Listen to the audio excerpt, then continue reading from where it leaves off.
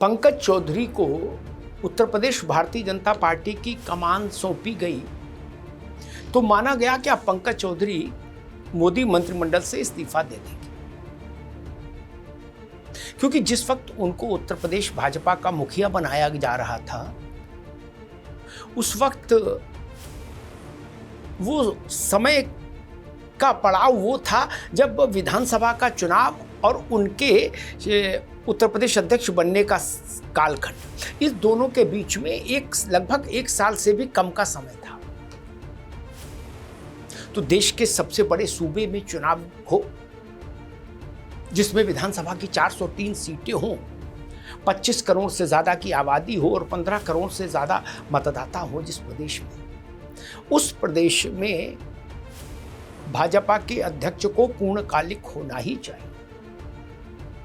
ये एक सामान्य धारणा सबके भीतर थी भाजपा में, और माना जा रहा था कि अब पंकज चौधरी मंत्रिमंडल से इस्तीफा देके सारी ऊर्जा, सारा समय उत्तर प्रदेश में पार्टी के संगठन में लगाएंगे। लेकिन पंकज चौधरी का इस्तीफा नहीं हुआ। कहा गया कि कुछ इस ढंग का एक नैरेटिव बताने की कोशिश हुई, जताने की कोशिश हुई कि अब बजट चल रहा है। बजट भी हो गया, बजट पर चर्चा सब हो ली। फिर भी पंकज चौधरी दोनों पदों पर काम कर रहे हैं। उनका एक पांव दिल्ली में है और दूसरा पांव लखनऊ में है। आधी ऊर्जा प्रदेश के संगठन में लग रही है और आधी ऊर्जा वित्त राज्य मंत्री के रूप में मोदी सरकार में वित्त मंत्रालय में लगा रहे हैं पंकज जी। इसके चलते माना जा रहा है कि भाजपा का सांगठनिक काम उत्तर प्रदेश में पिछड़ रहा है। प्रदेश भर के दौरे, प्रवास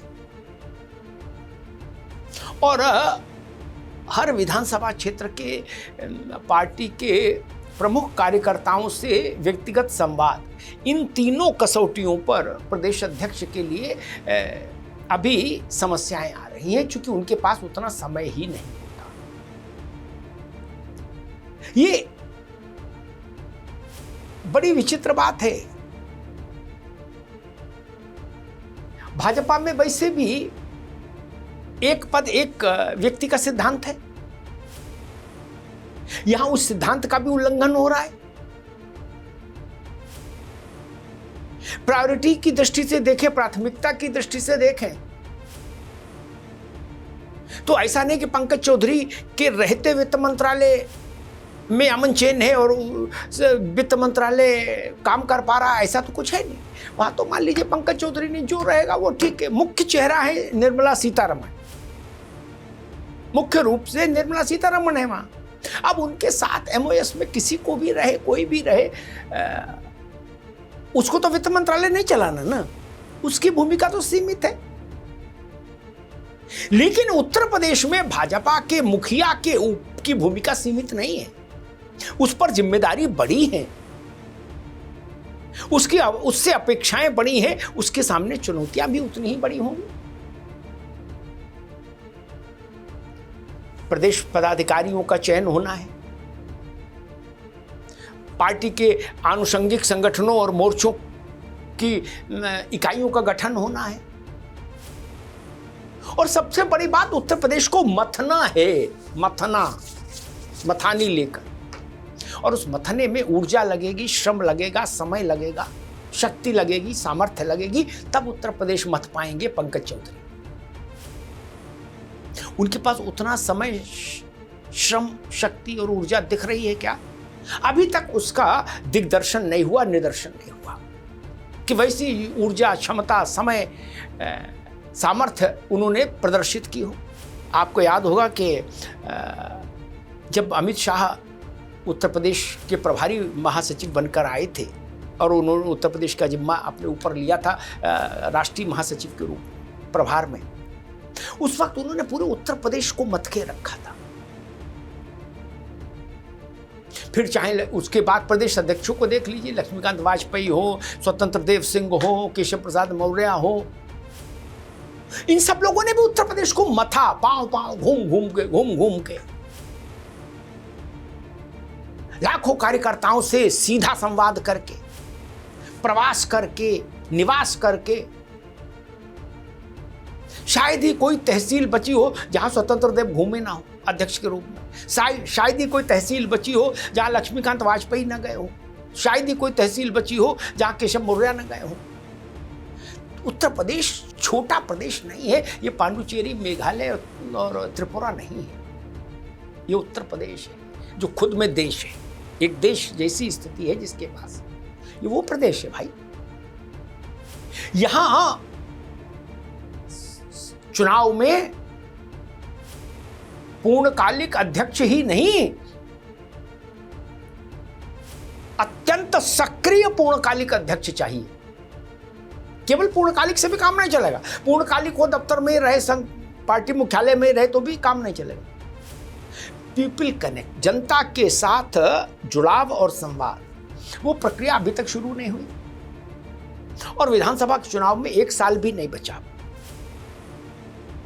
मार्च 2027 में नई सरकार शपथ ले चुकी होगी, मार्च के माध्यम सोच लीजिए। तो चुनाव की प्रक्रिया कम से कम 4 महीने की तो मान लीजिए, नगाड़ा बजने से पहले 1-2 महीने से बात शुरू हो जाती है, फिर नगाड़ा बजता है 45 दिन वो, तो मान चलिए 4 महीना 5 महीना का एक सक्रिय कालखंड रहता है चुनाव का, जिसमें प्रचार और घोषित प्रचार, अघोषित प्रचार, आचार संहिता वाला कालखंड और फिर वोटिंग और फिर परिणाम, ये सारी प्रक्रिया कवर होती है। 4-5 महीने का एक कालखंड लगता है। 4-5 महीने पहले राजनीति चरम पर चली जाती है, उस सक्रियता आकाश छूती है, नेताओं का रेला मेला बढ़ जाता है राज्य में।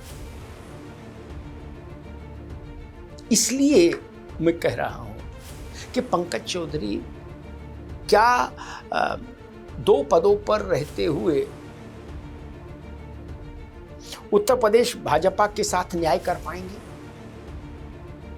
या उत्तर प्रदेश भाजपा का पद, भाजपा अध्यक्ष का पद ऐसा हो गया कि उस पर कोई भी बैठाल दो, कहीं से भी बैठाल दो, थोड़ा बहुत देख लेगा तो भी चल जाएगा। मुझे नहीं लगता कि ऐसी स्थिति हो सकती है कभी। भाजपा के लिए उत्तर प्रदेश बहुत महत्वपूर्ण है। उत्तर प्रदेश की भाजपा के लिए तो उत्तर प्रदेश सबसे महत्वपूर्ण है। मैं राष्ट्रीय भाजपा की बात कर रहा हूं। भाजपा के राष्ट्रीय स्वरूप में भी उत्तर प्रदेश की भूमिका सबसे बड़ी है। राष्ट्रीय स्तर पर भाजपा की मजबूती के लिए उत्तर प्रदेश में भाजपा की अजेयता अपरिहार्य है।